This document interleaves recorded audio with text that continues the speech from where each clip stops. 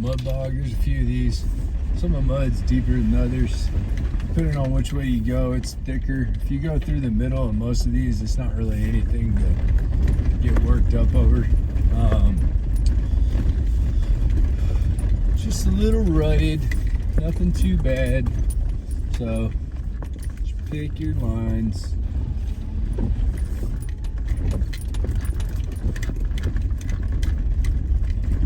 Looks like we're about to go back up, so should have a nice another nice view, hopefully from the top. And yeah, all these rocks, I mean, they're mostly like, at most, maybe they come out of the ground by about 6 inches, but I'd say the average is maybe like 3 to 4. So it's not a, again, it's not a technically demanding trail. It's just it's a real scenic one. And yeah, it's just it's a real family-friendly trail is what I'd say. Because it's not anything where you're not going to be putting your family in any imminent danger. There's nothing that, I mean, if you don't pay attention and you drive off a shelf, then yeah, that's obviously going to go wrong and go pretty terrible for you. But as long as you're paying attention to where you're putting your tires, picking good lines, and the worst you're going to have to deal with is like this right here, where it's washed out, rutted out.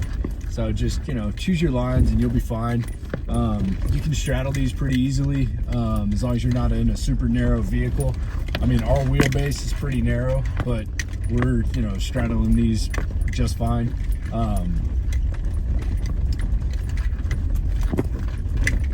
It's just a funner trail just because it's, you know, there's nothing terribly technical. If you're one of the you're a giant Jeep looking for, and you know, you're into like the giant boulders and all that stuff, then this is definitely in the trail for you.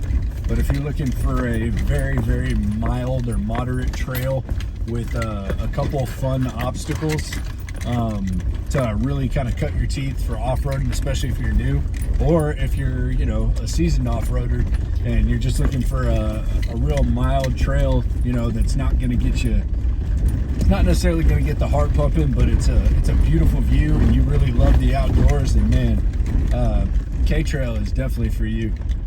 So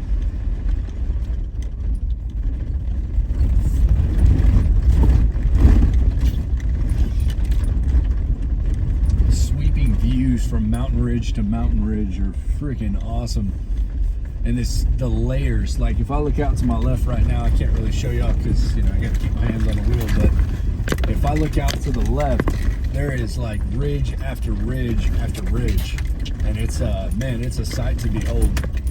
It's I lived in Colorado for a long time, and even that isn't quite the same as this, because that's so high up that most of those mountains don't have any trees on them because of how high an elevation you get.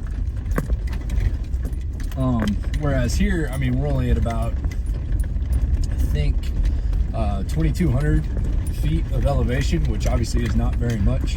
And so all these mountains are completely covered in trees, and you know, it's almost the end of November, so all the trees are changing color. So even in this, you know, super cloudy, overcast day with almost no sun, you can still see all the vibrant colors of fall, and it's gorgeous, man.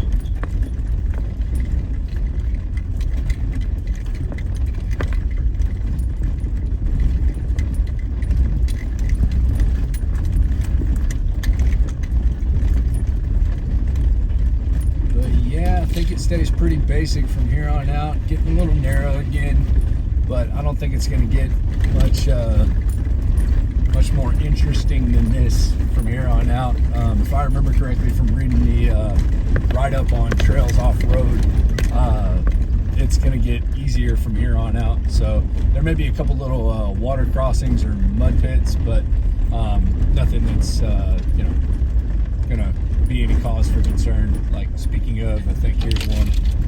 So